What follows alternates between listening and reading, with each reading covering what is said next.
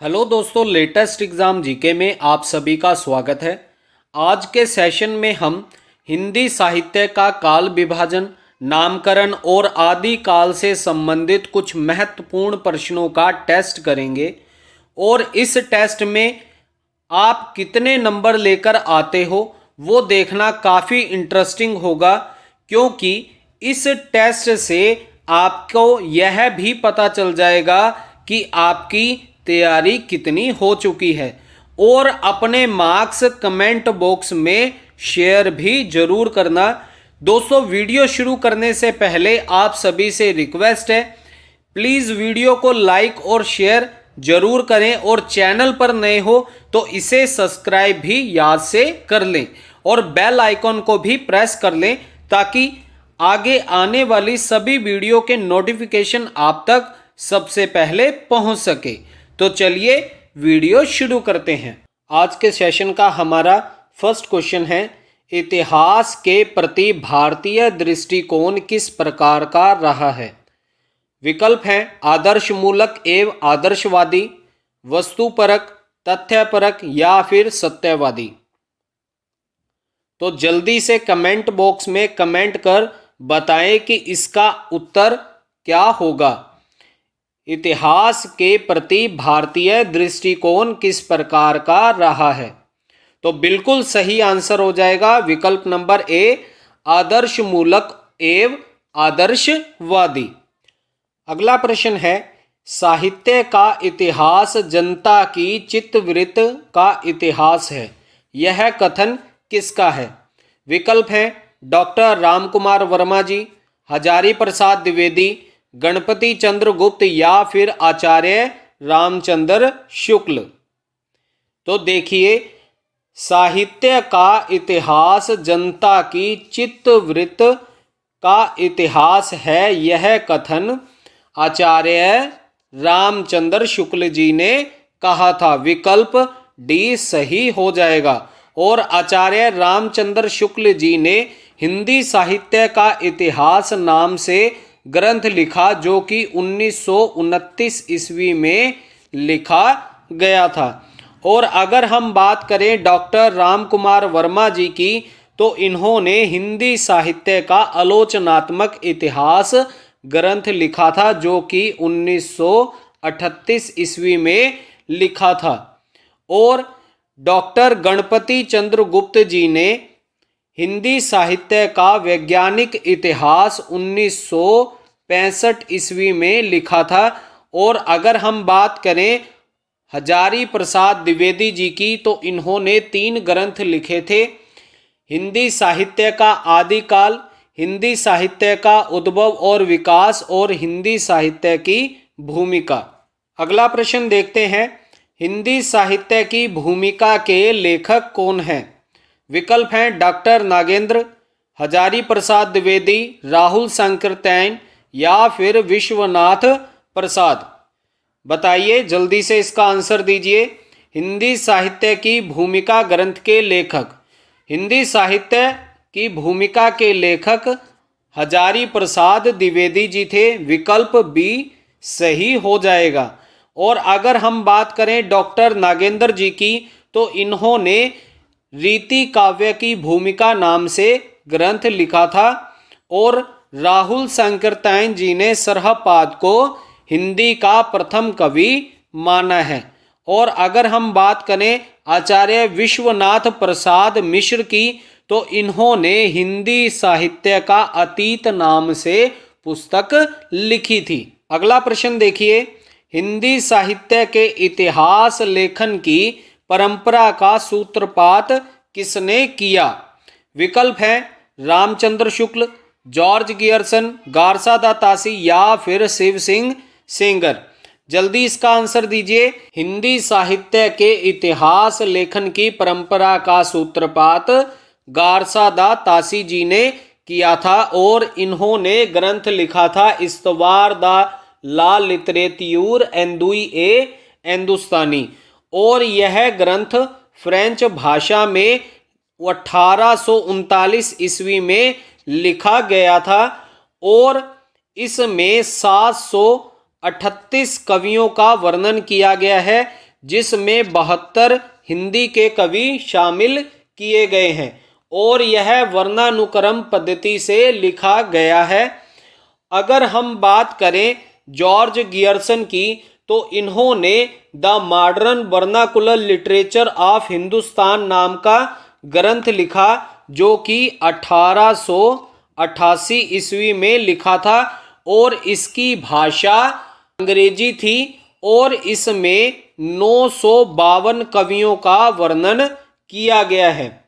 और जब हम बात करते हैं शिव सिंह सेंगर जी की, तो शिव सिंह सेंगर जी ने अपना ग्रंथ लिखा शिव सिंह सरोज और यह 1883 ईस्वी में लिखा गया। यह ग्रंथ भी वर्णानुक्रम पद्धति पर आधारित था और इसमें लगभग 1000 कवियों का वर्णन किया गया है।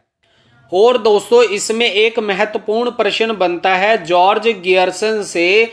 जॉर्ज गियर्सन जी ने आदि काल को चारण काल की संज्ञा दी थी। अगला प्रश्न देखते हैं, इनमें से कौन सा असत्य कथन है? विकल्प है शुक्ल जी का इतिहास ग्रंथ सन 1929 ईस्वी में प्रकाशित हुआ। विकल्प बी है गारसा दा तासी हिंदी साहित्य के इतिहास ग्रंथ के प्रथम लेखक हैं।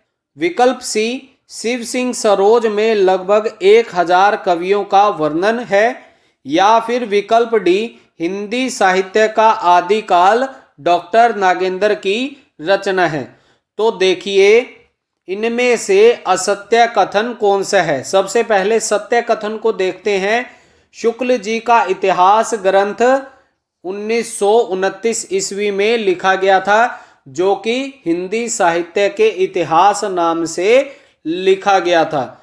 गारसा दा तासी हिंदी साहित्य के इतिहास के प्रथम लेखक हैं। बिल्कुल सही है ये विकल्प भी। शिव सिंह सरोज में लगभग 1000 कवियों का वर्णन है, ये भी सही है। परंतु हिंदी साहित्य का आदिकाल नाम का ग्रंथ हजारी प्रसाद द्विवेदी जी ने लिखा है, इसलिए विकल्प डी सही हो जाएगा। यह ऑप्शन असत्य है। अगला प्रश्न देखते हैं, हिंदी साहित्य के सर्वप्रथम इतिहास ग्रंथ का रचना काल क्या है? हिंदी साहित्य के सर्वप्रथम इतिहास ग्रंथ का रचना काल क्या है? तो सबसे पहले हमें पता होना चाहिए कि हिंदी साहित्य में सर्वप्रथम कौन सा इतिहास ग्रंथ लिखा गया था। तो यह सबसे पहले हमें हिंदी साहित्य के इतिहास ग्रंथ के बारे में पता होना चाहिए कि वह ग्रंथ किसने लिखा था। तो यह गारसा दा तासी जी ने लिखा था, जिसका नाम था इस्तवार दा ला लिटरेत्यूर एंदुई ए हिंदुस्तानी, और यह ग्रंथ 1839 ईस्वी में लिखा गया था। विकल्प सी सही हो जाएगा। अगला प्रश्न देखिए, हिंदी साहित्य का इतिहास सर्वप्रथम किस भाषा में लिखा गया? अंग्रेजी, हिंदी, उर्दू या फिर फ्रेंच भाषा में? जल्दी से इसका उत्तर बताइए। हिंदी साहित्य का इतिहास सर्वप्रथम किस भाषा में लिखा गया? तो यह फ्रेंच भाषा में लिखा गया। विकल्प डी सही हो जाएगा। यह गारसा दा तासी जी के द्वारा लिखा गया ग्रंथ था। अगला प्रश्न है, उस इतिहास ग्रंथ का नाम बताएं जिसमें लगभग 5000 कवियों का विवरण संकलित है। विकल्प है मिश्र बंधु विनोद, शिव सिंह सरोज, हिंदी साहित्य का अतीत या फिर हिंदी साहित्य का इतिहास। जल्दी से इसका उत्तर बताइए। उस इतिहास ग्रंथ का नाम बताएं जिसमें लगभग 5000 कवियों का वर्णन है। तो यह मिश्र बंधुओं के द्वारा लिखा गया ग्रंथ मिश्र बंधु विनोद है। अगला प्रश्न है, हिंदी वीर काव्य के रचयिता कौन है? विकल्प हैं राम नरेश त्रिपाठी, आचार्य चतुरसेन, टीकम सिंह या फिर रामविलास शर्मा।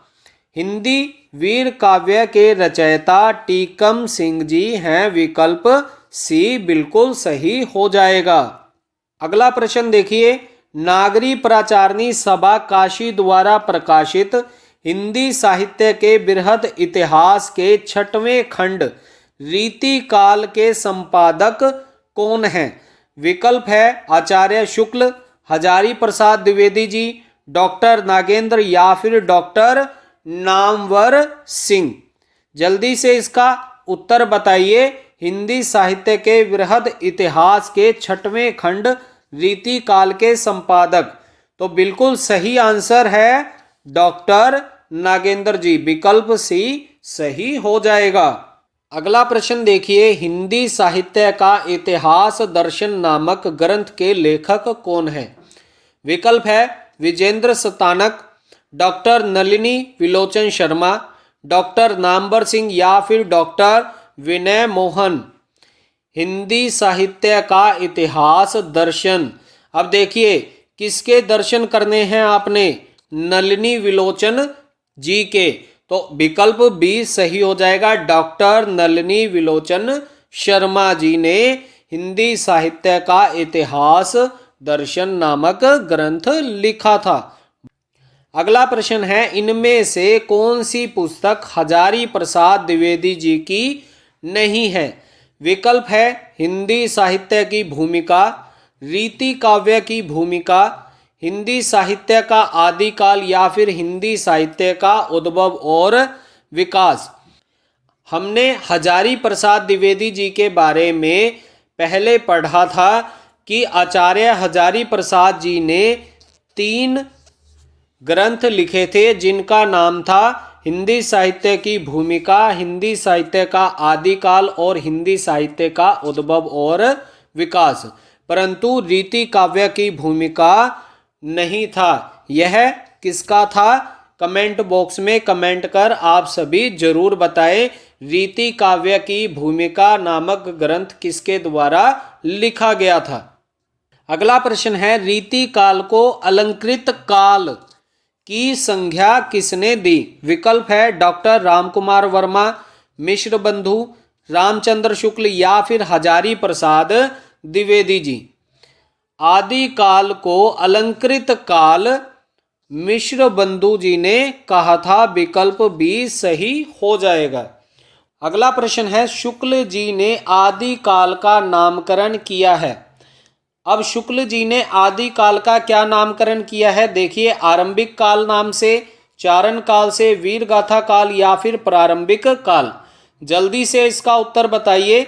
शुक्ल जी ने आदि काल का नामकरण किस नाम से किया है? तो उन्होंने नामकरण किया है वीर गाथा काल से। विकल्प सी सही हो जाएगा। और दोस्तों, आदि काल नाम हजारी प्रसाद द्विवेदी जी ने दिया था। और अगर हम बात करते हैं आरंभिक काल की, तो आरंभिक काल मिश्र बंधुओं ने आदि काल को दिया था। चारण काल डॉक्टर रामकुमार वर्मा और डॉक्टर गियर्सन जी के द्वारा दिया गया था, तथा प्रारंभिक काल डॉक्टर गणपति चंद्र गुप्त जी के द्वारा दिया गया था। अगला प्रश्न है, किस इतिहास लेखक ने हिंदी साहित्य का प्रारंभ 1050 विक्रमी संवत से स्वीकार किया है? विकल्प है रामकुमार वर्मा, रामचंद्र शुक्ल, डॉक्टर नागेंद्र या फिर मिश्र बंधु। हिंदी साहित्य का प्रारंभ 1050 विक्रमी संवत से रामचंद्र शुक्ल जी ने माना है। विकल्प बी सही हो जाएगा। अगला प्रश्न देखिए, शुक्ल जी ने आधुनिक काल का नामकरण क्या रखा है? विकल्प है वर्तमान काल, आधुनिक काल, गद्य काल या फिर इनमें से कोई नहीं। शुक्ल जी ने आधुनिक काल का क्या नाम रखा है? तो क्या नाम रखा है? यह गद्य काल नाम रखा है। विकल्प सी आपका बिल्कुल सही हो जाएगा। अगला प्रश्न देखिए, पूर्व मध्य काल के लिए शुक्ल जी ने क्या नाम दिया है? विकल्प है भक्ति काल, रीति काल, पूर्व मध्य काल या फिर इनमें से कोई नहीं। जल्दी से बताइए, शुक्ल जी ने पूर्व मध्य काल को क्या नाम दिया है? तो शुक्ल जी ने पूर्व मध्य काल को भक्ति काल नाम दिया है, बिल्कुल सही उत्तर हो जाएगा विकल्प ए। अगला प्रश्न देखिए, यह प्रश्न बहुत ही महत्वपूर्ण है। शुक्ल ने कालों का नामकरण किस प्रवृत्ति पर किया था? विकल्प है परंपरा, प्रवृत्ति के आधार पर, प्रमुख ग्रंथ के आधार पर, या फिर इनमें से कोई नहीं। शुक्ल जी ने कालों का नामकरण किस प्रवृत्ति पर किया था? तो यह कौन सी प्रवृत्ति थी? विकल्प बी, प्रवृत्ति के आधार पर।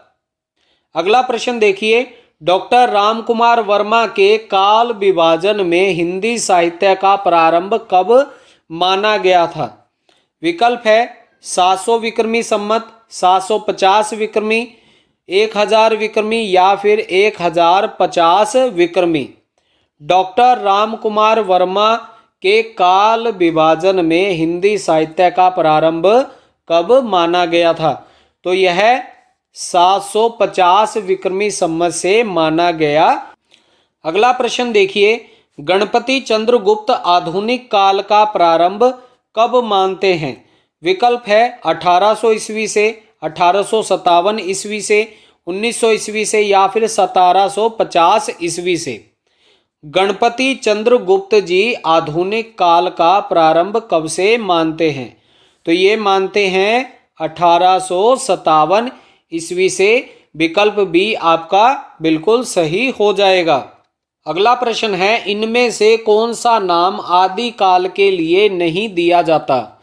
विकल्प है आदिकाल, चारण काल, सिद्ध सामंत, या फिर संधि काल। देखिए, आदिकाल के नामकरण हैं आदिकाल, चारण काल तथा सिद्ध सामंत काल। ये तीनों ही आदिकाल के नाम हैं, परंतु संधि काल आदिकाल का नाम नहीं है। विकल्प डी सही हो जाएगा। अगला प्रश्न देखिए, राहुल संकीर्तन हिंदी का पहला कवि किसे मानते हैं? बिल्कुल ही आसान प्रश्न है।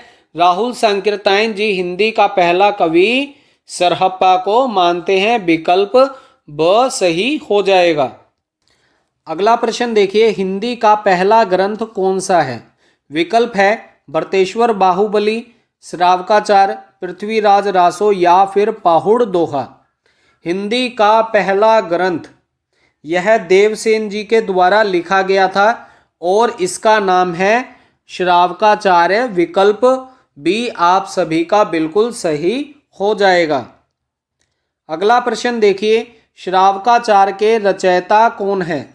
अभी हमने किया है, श्रावकाचार के रचयिता देवसेन है। विकल्प अ सही हो जाएगा। अगला प्रश्न है, जगनिक द्वारा रचित वीर रस प्रधान ग्रंथ का नाम क्या है? विकल्प है विसलदेव रासो, खुमान रासो, परमाल रासो, या फिर पृथ्वीराज रासो। जगनिक द्वारा रचित वीर रस प्रधान ग्रंथ, तो यह परमाल रासो है, जिसे आला खंड के नाम से भी जाना जाता है। अगला प्रश्न देखिए, आला खंड किस रचना का लोकप्रिय नाम है? परमाल रासो, खुमान रासो, हमीर रासो, या फिर पृथ्वीराज रासो। आला खंड किस रचना से लोकप्रिय है? तो यह परमाल रासो से लोकप्रिय है। विकल्प अ सही हो जाएगा। अगला प्रश्न देखिए, बीसलदेव रासो का प्रधान रस क्या है? वीर रस, शांत रस, श्रृंगार रस, या फिर करुणा रस। तो बीसलदेव रासो का प्रधान रस श्रृंगार रस है। आप सभी ने बिल्कुल सही उत्तर चूज किया है। विकल्प सी सही हो जाएगा, श्रृंगार रस। अगला प्रश्न है, इनमें से कौन सा प्रथम महाकाव्य माना जाता है? विकल्प है बीसलदेव रासो, खुमान रासो, परमाल रासो, या फिर पृथ्वीराज रासो। तो प्रथम महाकाव्य किसे माना जाता है? पृथ्वीराज रासो को, जिसे चंद्रबरदई जी के द्वारा लिखा गया था और जलहन के द्वारा पूर्ण किया गया था। अगला प्रश्न देखिए, पृथ्वीराज रासो के बृहद रूपांतरण में कुल कितने सर्ग हैं? विकल्प है 30, 36, 47 या फिर 69। पृथ्वीराज रासो के बृहद रूपांतर में कितने सर्ग हैं? तो यह 69 सर्ग हैं। विकल्प डी बिल्कुल सही हो जाएगा। और इसमें सर्गों को समय नाम से भी जाना जाता है। अगला प्रश्न है, रासो शब्द की व्युत्पत्ति के संबंध में सर्वाधिक उपयुक्त मत कौन सा है? विकल्प है, रासो की व्युत्पत्ति रामायण से हुई, रासो की व्युत्पत्ति रास से हुई, रासो की व्युत्पत्ति रासक से हुई या फिर इनमें से कोई नहीं। रासो शब्द की व्युत्पत्ति किससे हुई? जल्दी से इसका उत्तर बताइए। तो विकल्प सी बिल्कुल सही हो जाएगा। रासो की व्युत्पत्ति रासक शब्द से हुई थी।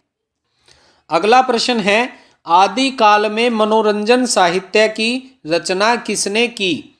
विकल्प है, चंद्रबरदई ने, विद्यापति, अमीर खुसरो या फिर गोरखनाथ जी ने। तो बिल्कुल सही उत्तर क्या हो जाएगा? मनोरंजन साहित्य के रचना किसने की थी? तो यह अमीर खुसरो जी ने आदिकाल में मनोरंजन साहित्य की रचना की थी। विकल्प सी सही हो जाएगा। अगला प्रश्न देखिए, गोरखवाणी के संपादक कौन है? बहुत ही महत्वपूर्ण प्रश्न है। विकल्प है, माता प्रसाद गुप्त, वासुदेव शरण अग्रवाल, श्याम सुंदर दास या फिर पीताम्बर दत्त बड़वाल जी। गोरखवाणी के संपादक बिल्कुल सही उत्तर हो जाएगा आप सभी का, पीताम्बर दत्त बड़वाल जी। डी बिल्कुल सही उत्तर हो जाएगा। अगला प्रश्न देखिए, इनमें से सही कथन कौन सा है? अधिकांश रासो काव्य प्रमाणिक है, अधिकांश रासो काव्य अप्रमाणिक है, विसल देव रासों में वीर रस की प्रधानता है या फिर विकल्प डी पृथ्वीराज रासों में वीर रस की प्रधानता है। तो देखिए, अधिकांश रासो काव्य प्रमाणिक है, ये बिल्कुल भी नहीं हो सकता। अधिकांश रासो अप्रमाणिक है, ये भी नहीं होगा। विसल देव रासो वीर रस की प्रधानता है, विसल देव रासों में कौन सी प्रधानता है? कमेंट बॉक्स में कमेंट कर जरूर बताएं। लेकिन वीर रस की प्रधानता तो इसमें नहीं है। तो बचा विकल्प डी, पृथ्वीराज रासों में वीर रस की प्रधानता है। विकल्प डी बिल्कुल सही हो जाएगा। अगला प्रश्न है, सिद्धों की संख्या कितनी बताई गई है? विकल्प है 38, 47, 84 या फिर 64। बहुत ही आसान प्रश्न है। सिद्धों की संख्या 84 मानी गई है और नाथों की 9 मानी गई है। और दोस्तों, जहां पर अंत में पा शब्द आए वे सभी सिद्धों में गिने जाते हैं, जैसे सरप्पा, लुईपा, सबरप्पा। अगला प्रश्न देखिए, काफी महत्वपूर्ण प्रश्न है। सिद्धों का उचित समय क्या था? चौथी शताब्दी, 7वीं से 8वीं शताब्दी, 10वीं शताब्दी या फिर 12वीं सदी। सिद्धों का उचित समय क्या था? तो यह था 7वीं से 8वीं सदी। विकल्प बी आप सभी का बिल्कुल सही हो जाएगा। अगला प्रश्न है, नारी निंदा किस संप्रदाय में मिलती है?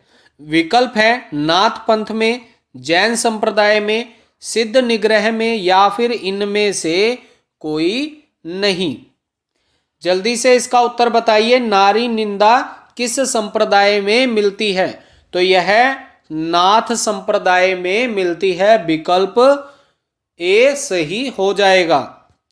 अगला प्रश्न देखिए, इनमें से नाथ संप्रदाय में क्या नहीं है? विकल्प है, गुरु की महिमा, नारी निंदा, इंद्रिय निग्रह या फिर गृहस्थों का आदर। तो देखिए, नाथ संप्रदाय में गुरु की महिमा होती है, नारी निंदा बहुत ज्यादा होती है और इंद्रिय निग्रह भी होता है, परंतु गृहस्थों का आदर नहीं होता। तो विकल्प डी बिल्कुल सही उत्तर हो जाएगा। तो अगला प्रश्न देखते हैं, वर्ण रत्नाकर के रचनाकार कौन है? विकल्प है, जगन्नाथ दास रत्नाकर, विद्यापति या फिर ज्योतिश्वर ठाकुर? जल्दी से बताइए। वर्ण रत्नाकर के रचनाकार, तो वर्ण रत्नाकर के रचनाकार कौन हो जाएंगे? ज्योतिश्वर ठाकुर जी। ठाकुर जी के पास बहुत ज्यादा रत्न हैं, तो विकल्प डी बिल्कुल सही उत्तर हो जाएगा। अगला प्रश्न देखिए, इनमें से कौन सा आदि काल का ग्रंथ नहीं है? विकल्प है प्राकृत पैंगनम, खुसरो की पहेलियां, विद्यापति, पदावली या फिर पद्मावत।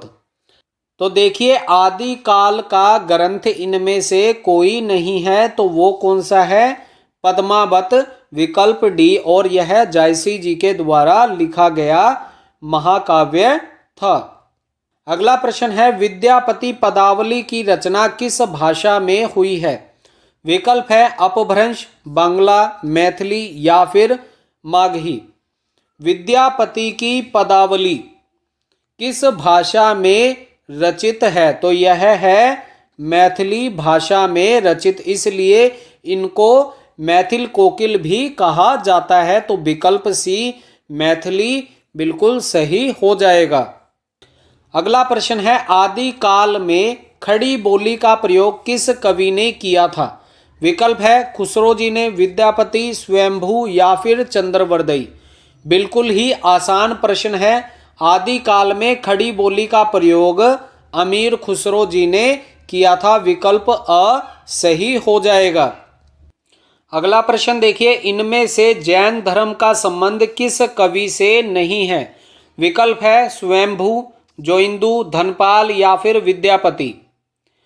देखिए, जैन धर्म का संबंध स्वयंभू जी का भी है, जोइंदू का भी है तथा धनपाल जी का भी है, परंतु विद्यापति जी का शैव धर्म से संबंध है। तो विकल्प डी सही हो जाएगा, विद्यापति।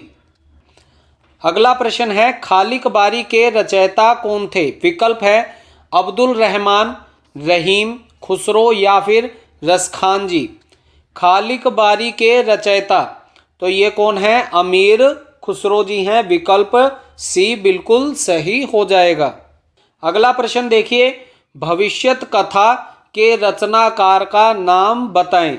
विकल्प है धनपाल, रहीम, खुसरो या फिर जोइंदू। जल्दी से इसका सही आंसर बताइए। भविष्यत कथा के रचनाकार कौन थे? तो भविष्यत कथा के रचनाकार धनपाल जी थे। विकल्प अ सही हो जाएगा। अगला प्रश्न देखिए, खड़ी बोली हिंदी में रचना करने वाला पहला कवि कौन था? विकल्प है मैथिली शरण गुप्त, खुसरो, अयोध्यापति उपाध्याय या फिर महावीर प्रसाद द्विवेदी जी। खड़ी बोली हिंदी में रचना करने वाला पहला कवि, बहुत ही आसान प्रश्न है ये अमीर खुसरो जी ने की थी। विकल्प बी सही हो जाएगा और इन्हें तूतीय हिंद भी कहा जाता है। अगला प्रश्न देखिए, इनमें से कौन सा ग्रंथ शिलाओं पर लिखा है? विकल्प है प्रबंध चिंतामणि, चर्यापद, उक्ति व्यक्ति प्रकरण या फिर राउलवेल। तो सही आंसर क्या हो जाएगा?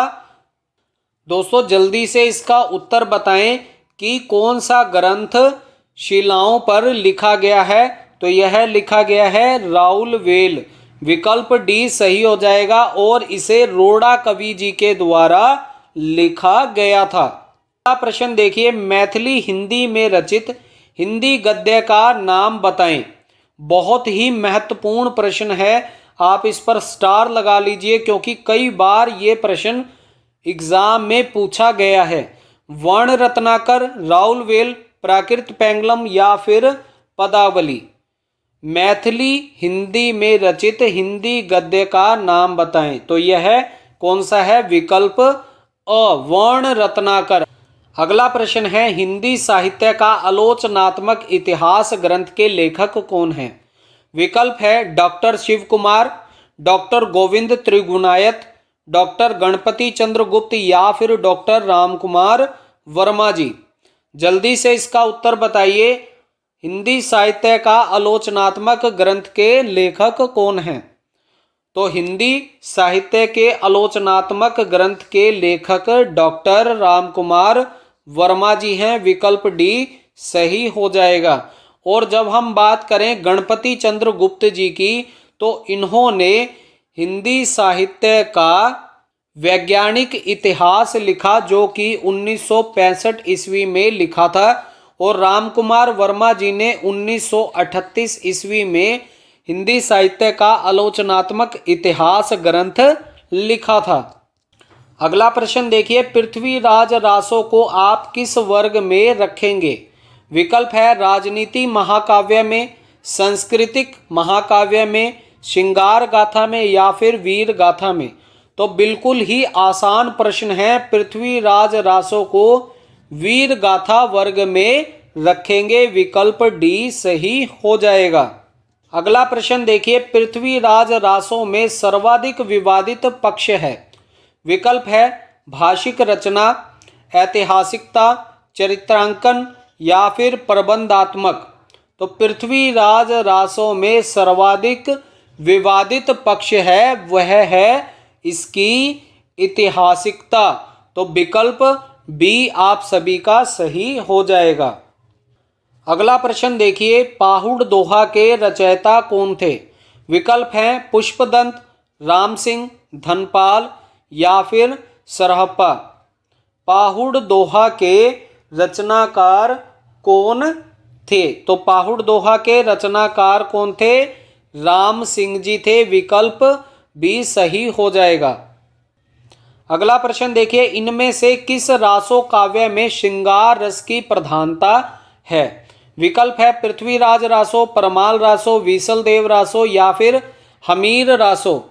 अभी हमने किया था कि श्रृंगार रस की प्रधानता किस रासो ग्रंथ में है, तो यह है विसल देव रासो में, विकल्प सी बिल्कुल सही हो जाएगा। और यह नरपति नाहल जी के द्वारा लिखा गया रासो ग्रंथ था। अगला प्रश्न देखिए, इतिहास लेखकों में सबसे प्राचीन कृति किसकी है? विकल्प है आचार्य रामचंद्र शुक्ल, गणपति चंद्र गुप्त, शिव सिंह सेंगर या फिर मिश्र बंधु। तो देखिए, इतिहास लेखन में सबसे प्राचीन कृति किसकी है? शिव सिंह सेंगर की, जो कि 1883 ईस्वी में लिखा गया था। और यह शिव सिंह जी के द्वारा लिखा गया ग्रंथ था। तो विकल्प सी बिल्कुल सही हो जाएगा। अगला प्रश्न देखिए, रीति काल का दूसरा नाम क्या है? मध्यकाल, श्रृंगार काल, उत्तम काल या फिर इनमें से कोई नहीं।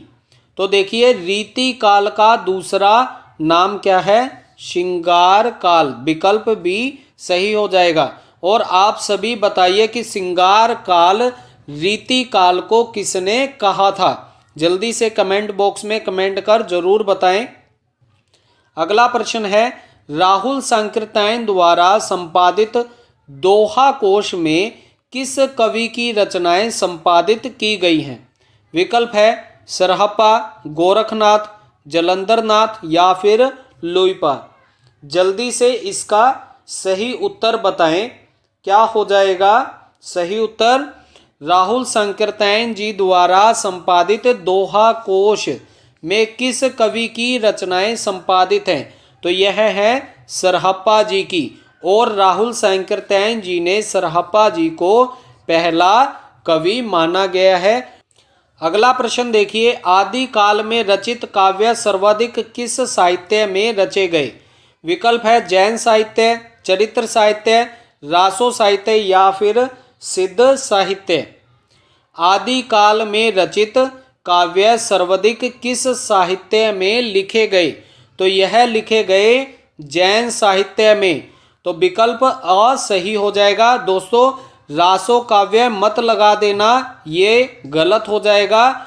आदि काल में सर्वाधिक जो काव्य रचित हुए वे जैन साहित्य में हुए थे, विकल्प ए सही हो जाएगा।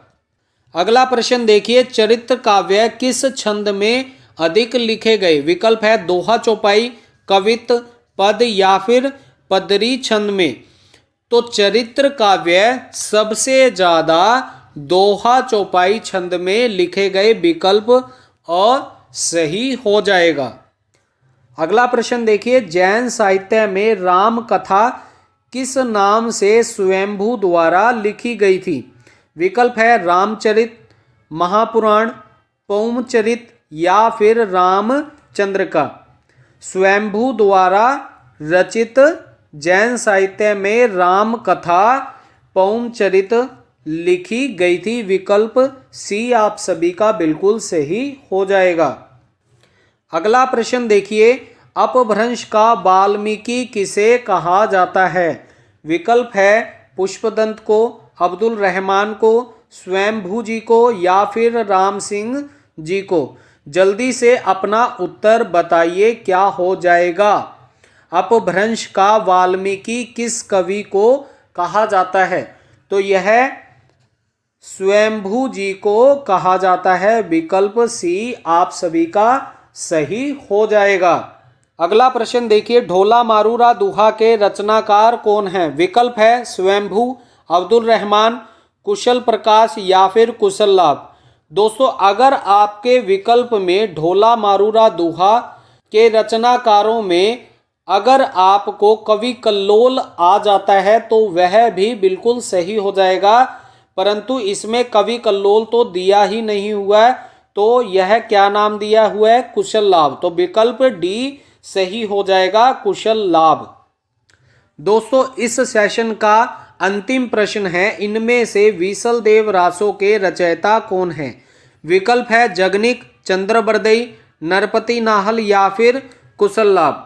तो आप सभी इस प्रश्न का उत्तर कमेंट बॉक्स में कमेंट कर जरूर बताएं, इस प्रश्न का उत्तर क्या हो जाएगा।